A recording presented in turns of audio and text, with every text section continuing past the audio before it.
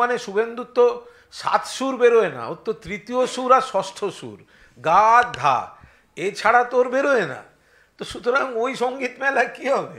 তৃতীয় সুর আর ষষ্ঠ সুরের লোকেরা মিলে সঙ্গীত মেলা আয়োজন করেছে, ওখানে পুরো সারেগামা পাধানিসা বেরোবে নাকি? তৃতীয় সুর ষষ্ঠ সুর, শুভেন্দু চলল কত দূর।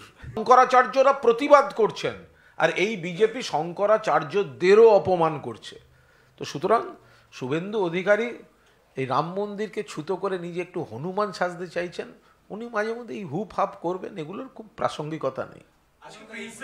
সঙ্গীত মেলার আয়োজন করেছে বিজেপি কালচারাল মিট, যেখানে শুভেন্দু অধিকারী আসবেন, বিজেপি নেতৃত্ব থাকবেন। শুভেন্দু গান গাইবে? জিতেন্দ্র তিওয়ারি। আমি অনুরোধ করব বিশিষ্ট সঙ্গীত শিল্পী জিতেন্দ্র তিওয়ারি এবং বিশিষ্ট সঙ্গীত শিল্পী সঙ্গীত বিশেষজ্ঞ শুভেন্দু অধিকারী যেন বিজেপির সঙ্গীত মেলায় সঙ্গীত চর্চা করেন।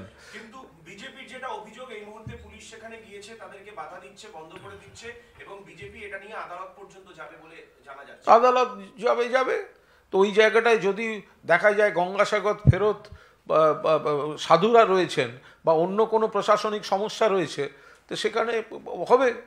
তো ব্রিগেডে তো ওনারা গীতা পাঠ করলেন, ব্রিগেডে সব মিলিয়ে 27,000 লোক নিয়ে গীতা পাঠ করলেন, কেউ তো বারণ করতে যায়নি। তো ওরকম খোলা আকাশের নিচে ওনারা গাইবেন। আর শুভেন্দুর গান মানে শুভেন্দুর তো 7 সুর বেরোয় না, ওর তো তৃতীয় সুর আর ষষ্ঠ সুর, গা ধা, এছাড়া তোর বেরোয় না। তো সুতরাং ওই সঙ্গীত মেলা কি হবে? তৃতীয় সুর আর ষষ্ঠ সুরের লোকেরা মিলে সঙ্গীত মেলা আয়োজন করেছে, ওখানে পুরো সারেগামা পাধানিসা বেরোবে নাকি? তৃতীয় সুর ষষ্ঠ সুর, শুভেন্দু চলল কত দূর।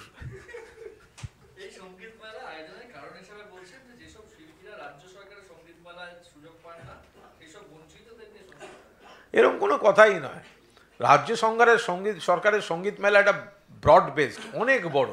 এখন হয়তো সকলকে নির্দিষ্ট সময়ের মধ্যে অ্যাকোমোডেট করা যায় না, কিন্তু এটা যখন রাজ্য সরকারের কোনো অনুষ্ঠানের মঞ্চগুলি দেখবেন, সেখানে মানে যারা ঘোরতর বামপন্থী বলেও পরিচিত ছিলেন, তারাও কিন্তু সম্মান পান, স্বীকৃতি পান।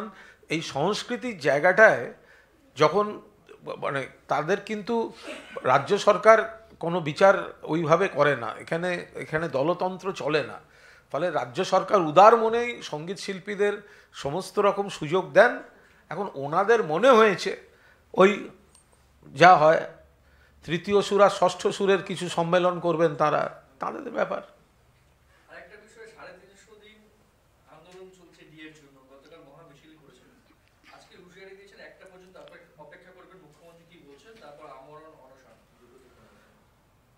ওই আমরণ অনশনটা কীরকম অনশন হবে?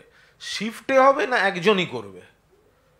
যারা ঘোষণা করে বড় বড় কথা বলছে আর ছাপ্পা মারা সরকারি তকমা নিয়ে সরকার বিরোধী মঞ্চ খুলে বসে আছে, দোকান খুলে বসে আছে, তো তারা শিফটে আমরণ অনশন করবেন না নিজেরা করবেন? তো এইসব লোককে ভুল ভাল বোঝানোটা বন্ধ করুন। একদিকে আপনারা মামলা করবেন সুপ্রিম কোর্টে, আবার আপনারা আন্দোলনও করবেন। সুপ্রিম কোর্টে তো ডিএ মামলা চলছে, তো মামলা যদি হয় আপনারা আদালতের উপর ভরসা রাখুন। কাজ করতে হবে না, রাস্তাঘাট আটকে, এটা কি চলছে? আপনারা তো মামলা করেছেন, সুপ্রিম কোর্টে মামলা চলছে, তো মামলা লড়ুন।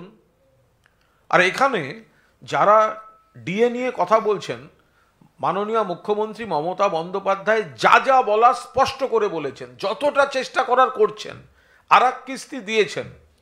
কিন্তু কই যারা আন্দোলন করছেন তারা তো রাজ্য সরকারি কর্মচারী বলে দাবি করেন, কিন্তু বাংলার সরকারের প্রতি কেন্দ্রের বৈষম্য, যে টাকাটা আটকে আছে বকেয়া হকের টাকা, একবারও তো বলছেন না কেন্দ্রীয় সরকার টাকাটা দিয়ে দিক, তাহলে আমাদের চাইতেও সুবিধা হয়, মুখ্যমন্ত্রী দিতে সুবিধা হয়।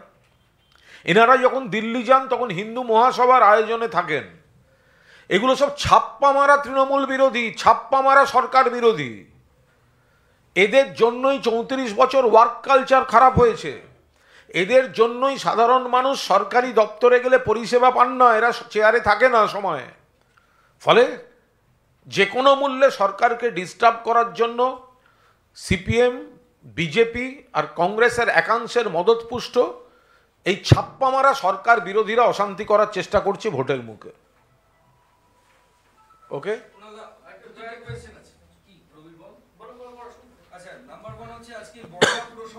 প্রাক্তন চেয়ারম্যান শঙ্কর আঢ্যর ফুলটার পিসি ফর প্রোডাকশন ছিল, তো সেখানে ওকে জার্নালিস্টরা কোয়েশ্চেন করেছিল যে জ্যোতিপ্রিয় মল্লিকের কাছ থেকে যে চিঠি রিকভারি হয়েছিল তাতে আপনার নাম ছিল, সেটা কি করে এলো? তো তার উত্তরে ও সেখানে উত্তর দিয়ে গেছে যে এটার পেছনে কনস্পিরেসি আছে। জেল কাস্টাডিতে থাকা একজন আসামির কাছে পেন পেপার কি করে আসে সেটা নিয়ে উনি প্রশ্ন করেছেন, এর ষড়যন্ত্রের কথা বলছেন। এটা নিয়ে কোনো মন্তব্য করব না, কারণ এটার সঙ্গে দলের কোনো সম্পর্ক নেই, এটা কোনো দলের বিষয় নয়। কোনো একটা বিষয়ে তদন্ত চলছে, কোর্ট চত্বরে কে কি মন্তব্য করছেন তার উপর দাঁড়িয়ে কোনো মন্তব্য হয় না। তাপস পালের ওয়াইফ একটা কমপ্লেইন করছেন, বলছেন আপনার সাথেও কথা হয়েছে, অসহযোগিতা চলছে, দুর্ব্যবহার চলছে, কাজের লোক বাড়িতে আসছে না, নিরাপত্তাহীনতা বোধ করছি, এখন মনে হচ্ছে ব্রিটিশ আমল বাম আমল ভালো ছিল, এইসব কথা বলছেন। তাপস পাল একজন তৃণমূল পরিবারের অন্যতম সদস্য ছিলেন। তাপস পাল একজন বিশিষ্ট অভিনেতা। মমতা বন্দ্যোপাধ্যায় আমাদের নেত্রী। তাপস পাল দীর্ঘদিন ধরে মমতা বন্দ্যোপাধ্যায়ের আন্দোলনের স্রোতে যুক্ত, এবং মমতা বন্দ্যোপাধ্যায়ও তাপস পাল এবং তার পরিবারকে অত্যন্ত ভালোবাসেন, স্নেহ করেন। এবং তাপস পালের দুর্ভাগ্যজনক বন্দিজীবনেও যতটা সম্ভব পাশে দাঁড়াবার চেষ্টা দল করেছে। কাল শ্রীমতী নন্দিনী পাল, কারণ ওদের সঙ্গে আমার একটা যোগাযোগ আছে, তাপসদার সঙ্গে আমার খুবই ভালো সম্পর্ক ছিল, উনি ফোন করেছিলেন, কিছু বিষয় উনি বলেছেন, আমি শুনেছি, আমি যথাযথ জায়গায় বিষয়গুলি জানিয়েছি। আমার ধারণা যে এই ধরনের বিষয় যেগুলি ওনারা ভাবছেন বা উনি যেগুলো মনে করছেন সেগুলোর সমাধান হয়ে যাবে। একটা কথা হচ্ছে যে আমি বলি যে তৃণমূল একাই 142টি আসনে তৃণমূল কংগ্রেস প্রার্থী দেবে, তাহলে তো বাংলায় জোট ইন্ডিয়া ভিজতে গেল। TV9 খুশি হবে? তো তৃণমূল তো একাই 100ই, তৃণমূল তো একা 100। 2021 সালের বিধানসভা নির্বাচনে যখন প্রধানমন্ত্রী থেকে আরম্ভ করে বিজেপির নেতৃত্ব ডেলি প্যাসেঞ্জারি করছেন, তখন তো একা তৃণমূলই লড়েছে। তখন কংগ্রেস সিপিএম ছিল কোথায়? তারা তো আলাদা জোট করে আলাদা লড়ে শূন্য পেয়েছে। ফলে তৃণমূল যে একাই 100, এতে কোনো দ্বিধাদ্বন্দ্ব নেই। এখন যেহেতু দেশে ইন্ডিয়া জোট একটা গঠিত হয়েছে, মমতা বন্দ্যোপাধ্যায় তার গুরুত্বপূর্ণ নেত্রী, ফলে জোট ধর্ম মেনে জোটের প্রতি সম্মান দেখিয়ে তৃণমূল কংগ্রেস এই বিষয়টা বরদাস্ত করছে, এই জোট আলোচনাটা। এখন সেটা যদি অবাস্তব কোনো দরাদরিতে গিয়ে দাঁড়ায়, তো তৃণমূল কংগ্রেস তো বসে বসে দেখবে না যে বিজেপির এরাজ্যে বিজেপির দুই ভাই সিপিএম আর কংগ্রেসই, তারা বিজেপিকে সাহায্য করার জন্য, মদত দেওয়ার জন্য, তৃণমূলকে দুর্বল করার জন্য রোজ গালাগালি করে যাবে, সময় নষ্ট করাবে, আর তৃণমূল বসে বসে দেখবে। এটা তো হবে না। তৃণমূল প্রস্তুত থাকছে, সমস্ত রকমভাবে সাংগঠনিক প্রস্তুতি রাখছে, আর বাকি জোট ধর্ম মেনে বাস্তব জমির উপর দাঁড়িয়ে, গ্রাউন্ড রিয়েলিটির উপর দাঁড়িয়ে যদি কোনো আলোচনা হয়, মমতা বন্দ্যোপাধ্যায় সঠিক সময় বিষয়ে সিদ্ধান্ত নেবেন।